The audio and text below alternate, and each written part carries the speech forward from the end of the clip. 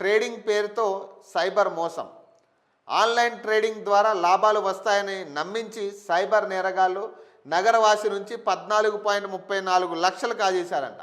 కాచిగూడకు చెందిన వ్యక్తి 27 సంవత్సరాలు వాట్సాప్ ద్వారా సైబర్ నేరగాళ్లు సంప్రదించారు. ఆన్లైన్ ట్రేడింగ్లో అధిక లాభాలు వస్తాయని నమ్మించారు.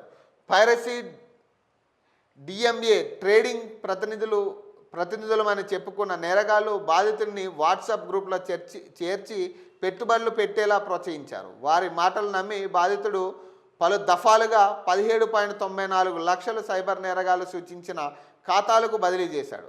యాప్లో లాభం వచ్చినట్లు చూపించిన నేరగాళ్లు ముందుగా 3.6 లక్షలు విత్డ్రా చేసుకునే అవకాశం కల్పించారు. మిగతా సొమ్ము విత్డ్రా చేసుకునే అవకాశం ఇవ్వకపోవడం, ఇంకా 15 లక్షల డిమాండ్ చేయడంతో మోసపోయానని గ్రహించిన బాధితుడు సైబర్ క్రైమ్ ఠాణాలో ఫిర్యాదు చేశారు.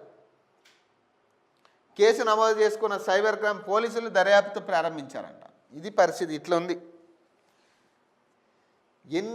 చాలా రకాల సైబర్ మోసగాలు ఉన్నాయి. మనం గతంలో కూడా ఈ విషయాన్ని చెప్పాను.